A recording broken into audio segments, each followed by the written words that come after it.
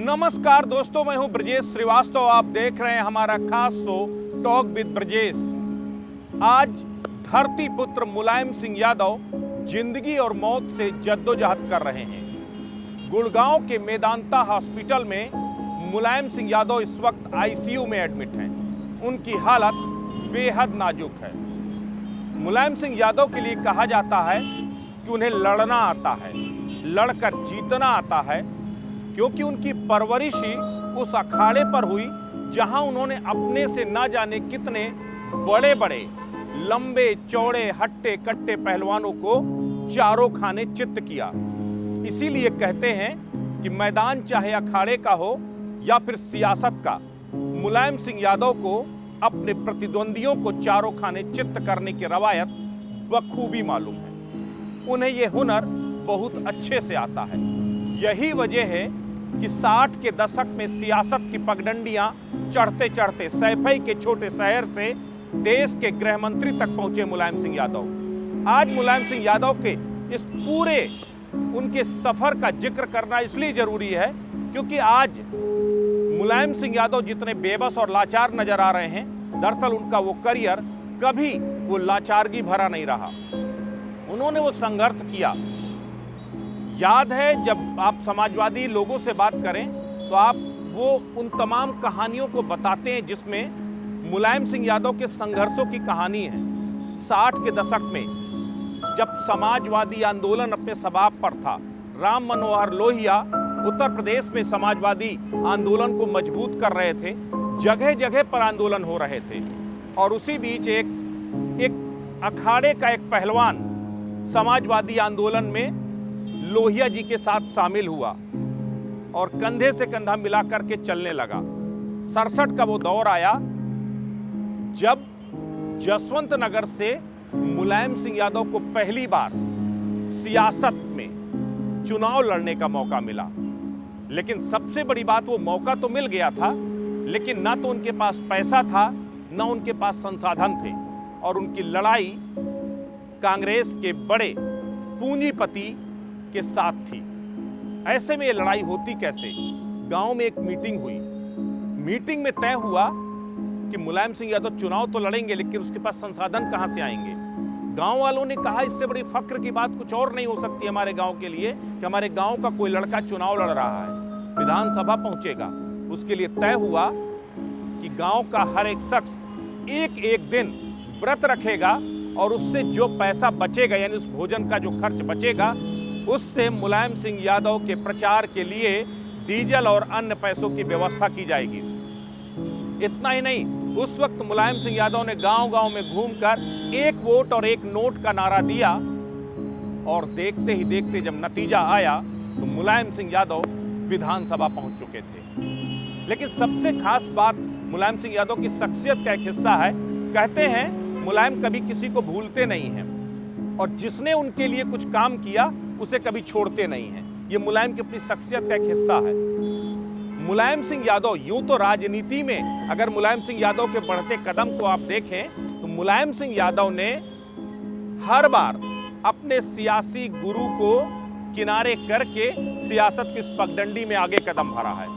राम मनोहर लोहिया जब उनका निधन हुआ तो उसके बाद उन्होंने जो सोशलिस्ट पार्टी थी उसको छोड़ दिया। उसके बाद चौधरी चरण सिंह के साथ आ गए। चौधरी चरण सिंह के साथ आने के बाद जो है, जब चौधरी चरण सिंह का निधन हुआ, अजीत सिंह और चौधरी चरण सिंह के जो प्रिय शिष्य थे मुलायम सिंह यादव, चौधरी चरण सिंह के साथ रहते हुए उनके प्रिय शिष्य बन चुके थे और उनकी पार्टी की बागडोर को आगे बढ़ा रहे थे। तब उस वक्त अजीत सिंह और मुलायम सिंह यादव के बीच में अलगाव हुआ और आखिरकार लोक दल थी, जिस वक्त लोक दल बनी थी, वो दो पार्टों में टूट गई। मुलायम सिंह यादव हेमवती नंदन बहुगुणा के लोकदल बी के एक नेता थे। नाम के लिए हेमवती नंदन बहुगुणा उस वक्त लोकदल बी के जो है नेता हुआ करते थे, लेकिन असल बागडोर मुलायम सिंह यादव के हाथों में थी। एक के बाद एक तमाम वो सियासत की पगडंडियां चढ़ते चढ़ते एक वक्त आया जब मुलायम सिंह यादव उस जनता दल के समय, जनता पार्टी की सरकार के समय उत्तर प्रदेश में मुख्यमंत्री बने। उस वक्त अजीत सिंह मुख्यमंत्री के प्रबल दावेदार थे। वीपी सिंह केंद्र से बैठकर अजीत सिंह की जो है तारीफ कर रहे थे, अजीत सिंह के समर्थन में खड़े थे। लेकिन उत्तर प्रदेश में मुलायम सिंह यादव ने जमीनी पकड़ बना करके, विधायकों के बीच में पकड़ बना करके अपना जनाधार तैयार कर लिया था और आखिरकार मुलायम सिंह यादव मुख्यमंत्री बने। उसके बाद कम समय तक मुख्यमंत्री रहे। मुख्यमंत्री पद जाने के बाद दोबारा चुनाव हुआ। अलग अलग तरीके से वो सियासत की पगडंडियां चढ़ते रहे और आखिरकार 1992 में वक्त आ गया जब चंद्रशेखर से अलग होकर, चंद्रशेखर को मुलायम सिंह यादव का राजनीतिक गुरु कहा जाता है और कहते हैं कि उन्होंने अपने गुरु चंद्रशेखर को भी उस वक्त दांव दे दिया जब जो सोशलिस्ट जनता पार्टी थी, उस वक्त जो है सोशलिस्ट समाजवादी जो है जब जनता पार्टी, उस वक्त रामगोपाल यादव को उन्होंने राज्यसभा पहुंचा दिया चंद्रशेखर की इच्छा के बगैर और वहीं से चंद्रशेखर और मुलायम सिंह यादव के बीच में अलगाव हो गया और आखिरकार मुलायम सिंह यादव ने 1992 में राजनीतिक दल का गठन कर लिया।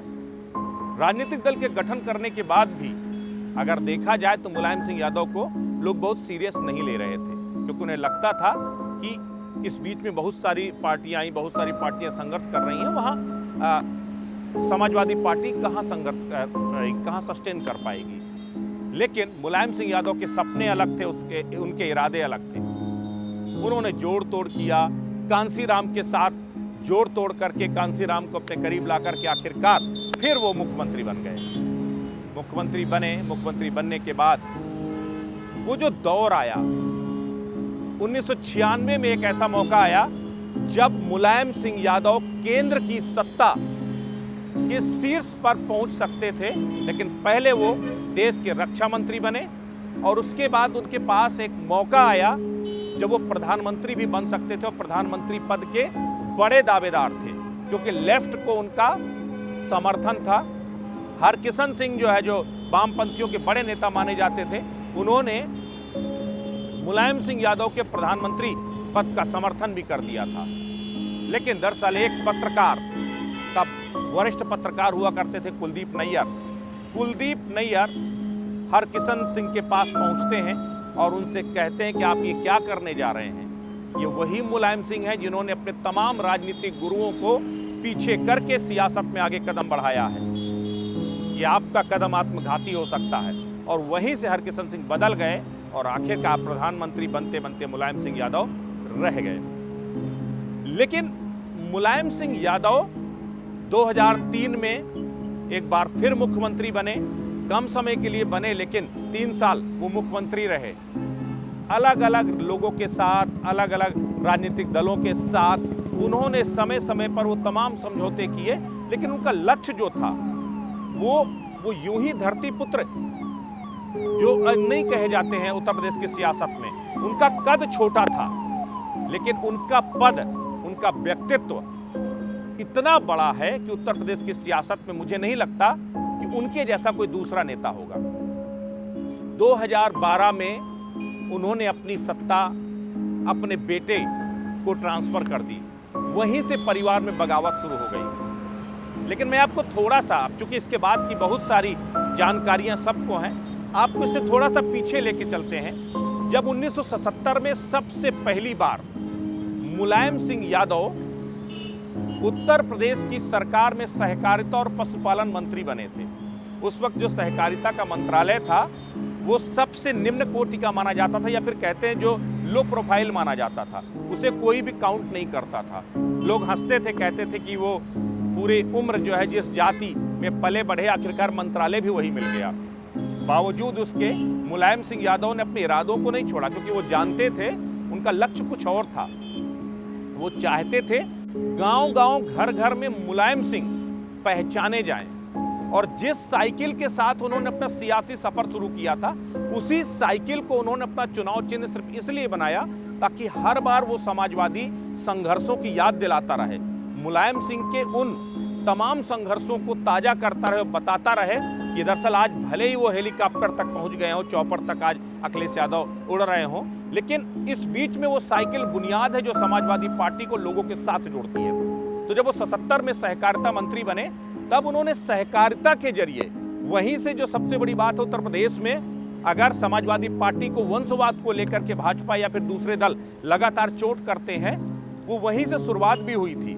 सहकारिता जो कोऑपरेटिव बैंक थे उसमें सबसे पहले इटावा से शिवपाल यादव की एंट्री कराई गई। शिवपाल यादव ने एक सहकारी बैंक में कब्जा किया। उसके बाद उत्तर प्रदेश के अलग अलग हिस्सों में अपने सजाती अपने खास लोगों को सहकारिता में अंदर किया गया। मुलायम सिंह यादव, उनका पूरा परिवार कहीं ना कहीं लंबे समय तक, अभी हालिया 2-3 साल पहले ही सहकारिता का जो पूरा पावर सिंडिकेट था वो टूटा जा करके, वरना समाजवादी पार्टी हमेशा से सहकारिता में काबिज रही। और जानकार मानते हैं कि दरअसल वो जो सहकारिता मंत्रालय था मुलायम सिंह यादव के पास, दरअसल वही वो बुनियाद थी कि मुलायम सिंह यादव को गांव-गांव, गली-गली, घर-घर तक पहुंचाने का श्रेय उसी सहकारिता को जाता है। तो मुलायम सिंह यादव ने उस सहकारिता से सियासत में लोगों के दिलों तक पहुंचने का जो हुनर सीखा वो आज तक कायम है। आज भले ही लंबे समय से 2014 के बाद से अगर देखा जाए, 2017 में अखिलेश यादव की सत्ता गई, उसके बाद से लगातार समाजवादी पार्टी एक के बाद एक चुनाव हारती है। लेकिन उसके बाद भी अगर देखा जाए, चुनाव हारने के बावजूद समाजवादी पार्टी और खास करके मुलायम सिंह यादव का जो व्यक्तित्व है वो अपने आप में अलग है। नेता कोई भी हो, पार्टी कोई भी हो, लेकिन मुलायम सिंह का नाम पूरे आदर और सम्मान के साथ लिया जाता है। तो वो कमाया है मुलायम सिंह यादव ने। आज मुलायम सिंह यादव गुड़गांव के मेदांता अस्पताल में आईसीयू में एडमिट हैं। शिवपाल सिंह यादव, उनके छोटे भाई, भले ही समाजवादी पार्टी से उनका अलगाव हो गया हो, अखिलेश से उनकी अदावत हो, लेकिन सबसे पहले वहां पहुंचे। अखिलेश यादव अपने पत्नी बच्चों के साथ वहां पहुंचे। भाजपा में शामिल हो चुकी अपर्णा यादव, पति प्रतीक मौके पर पहुंचे। सारा पूरा परिवार, पूरा सैफई परिवार इस वक्त मेदांता में है। ये अपने आप में एक खास थाती है जो मुलायम सिंह यादव की, उनका वो एसेट्स है जो उन्होंने कमाया है कि भले ही आपस में डिफरेंसेस कितने भी हों, लेकिन मुलायम सिंह के नाम पर पूरा परिवार, पूरा कुनबा एक है। पूरा देश इस वक्त दुआएं कर रहा है मुलायम सिंह के लिए। हम भी ये दुआ करते हैं कि राजनीतिक जगत का, उत्तर प्रदेश की सियासत का वो चमकता हुआ सितारा, जिसे धरती पुत्र, जिसे धरती पकड़, वो ना जाने कौन कौन सी उपाधियों से संबोधित किया गया, जो जनता के दिलों में आज भी राज करता है, उसे लंबी उम्र मिले और जल्द ही वो स्वस्थ होकर हम सबके बीच पहुंचे। तो हम सब यही दुआ करते हैं। तो आज के लिए मुलायम सिंह के सफर पर बस इतना ही। नमस्कार।